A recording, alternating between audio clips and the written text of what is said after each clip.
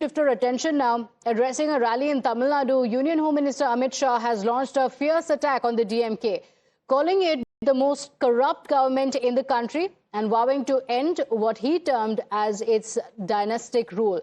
Shah accused Chief Minister Stalin of promoting family politics and failing to fulfill poll promises. He rejected claims that the NDA is anti-Tamil, citing the steps that have been taken under Prime Minister Modi to promote Tamil language and culture. He also accused the DMK of corruption and insulting Hindu sentiments. आने वाले चुनाव में Bharatiya Janata party AIADMK के साथ हमारे और साथी दलों के साथ एक मजबूत गठबंधन कर कांग्रेस और डीएमके को अंतिम लड़ाई देने का काम करने वाली है। अपने घोषणा पत्र का सबसे कम वादों को पूरा करने वाली कोई सरकार है तो तमिलनाडु में डीएमके सरकार है। தேர்தல் அறிக்கையிலே மிக குறைவான அளவு வாக்குறுதிகளை நிறைவேற்றி இருக்கிற கட்சி என்றால் அது திராவிட முன்னேற்ற கழகத்தின் இந்த ஆட்சிதான்। तमिलनाडु के अंदर तमिलनाडु के माताओं बहनों की कोई सुरक्षा की गारंटी नहीं है। தமிழ்நாட்டிலே தாய்மார்கள் சகோதரிமார்களுக்கு எந்தவித பாதுகாப்பும் இன்று இல்லை। मित्रों, तमिलनाडु सरकार का एकमात्र उद्देश्य है स्टालिन जी के बेटे उदयनिधि को मुख्यमंत्री बनाना। தமிழ்நாடு அரசின் ஒரே நோக்கம் என்று சொன்னால் அது மு.க. ஸ்டாலின் அவர்களுடைய மகன் உதயநிதி ஸ்டாலின் அவர்களை முதலமைச்சராக்குவது மட்டும்தான்।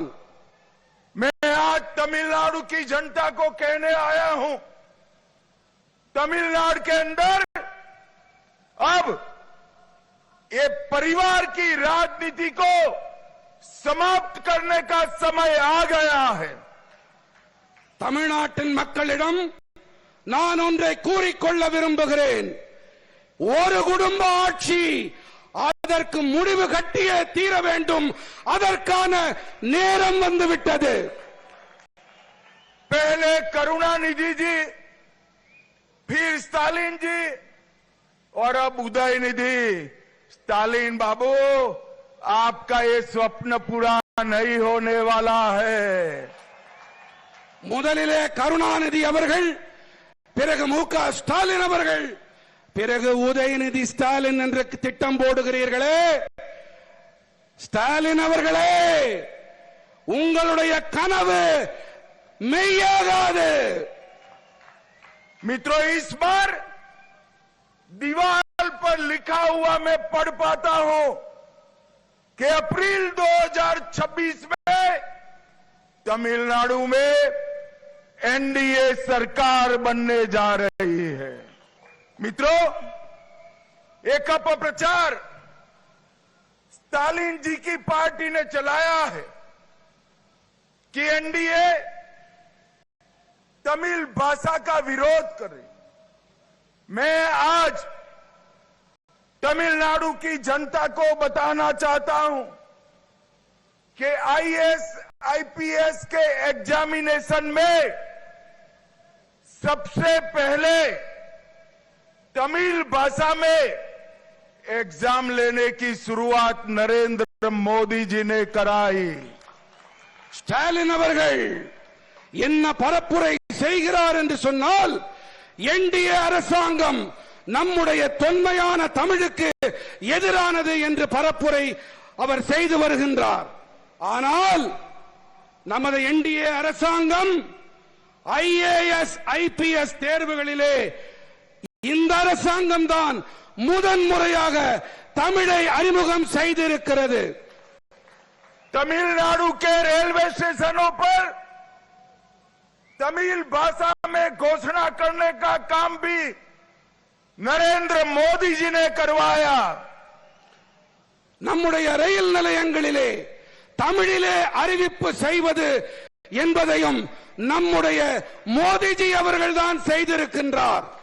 बनारस हिंदू विश्वविद्यालय में तमिल पढ़ने के लिए सुब्रमण्यम भारती चेयर की शुरुआत नरेंद्र मोदी जी ने की।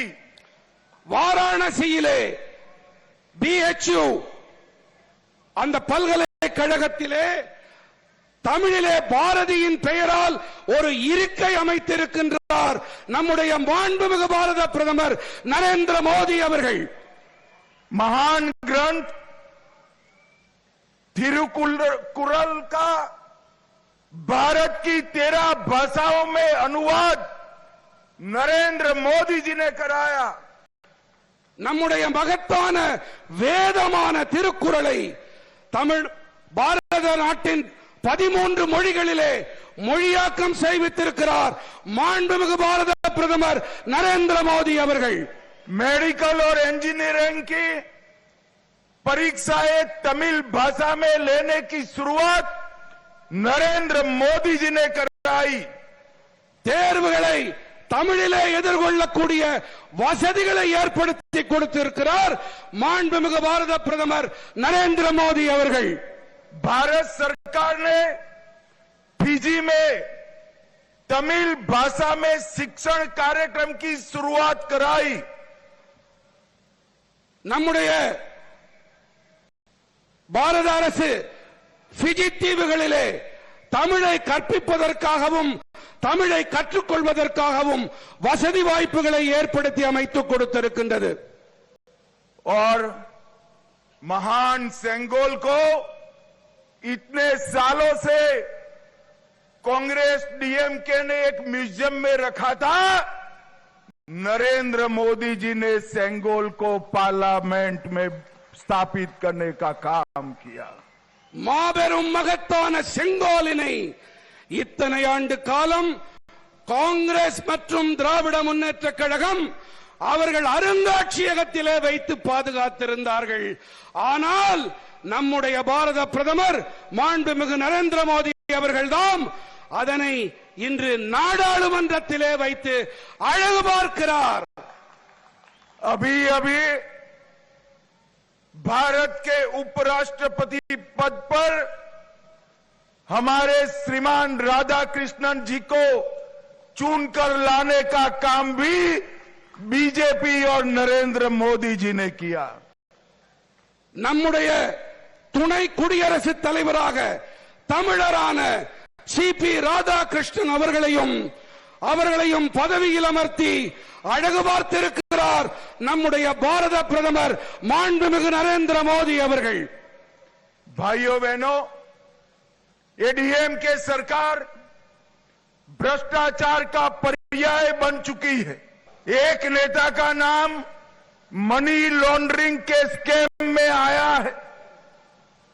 மணி லாண்டரிங் என்று சொல்லக்கூடிய கருப்பு பணத்தை வெள்ளையாக்கக்கூடிய ஒரு செயல்பாட்டிலும் ஒரு தலைவரின் பெயர் அடிபடுகிறது.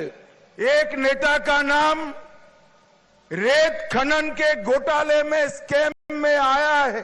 भाइयों बहनों, इतने सारे करप्ट मिनिस्टर की फौज लेकर तमिलनाडु का विकास हो सकता है क्या? कभी नहीं हो सकता. तमिलनाडु में हिंदू आस्था के, हिंदुओं के विश्वास के अपमान का सिलसिला इन्होंने चलाकर रखा है. தமிழ்நாட்டிலே இந்துக்களுக்கும் சரி, அவர்களுடைய சமய நம்பிக்கைகளுக்கும் சரி, வழிபாட்டு முறைகளுக்கும் சரி முடிவு கட்டும் வகையிலே தமிழ்நாடு அரசு செயல்பட்டுக் கொண்டிருக்கின்றது. तमिलनाडु में अयोध्या राम मंदिर भूमि पूजन के वक्त अघोषित कर्फ्यू लगाया जाता है. தமிழ்நாட்டிலே அயோத்தியின் ராமர் ஆலயத்தின் பூமி பூஜையின் போது அறிவிக்கப்படாத ஊரடங்கு பிறப்பிக்கப்பட்டது. उनके वरिष्ठ नेता सनातन धर्म को डेंगू और मलेरिया बताते हैं। அவர்களுடைய மூத்த தலைவர் சனாதன தர்மத்தை என்ன கூறினார்? டெங்கு மலேரியா இவற்றோடு ஒப்பிட்டார்.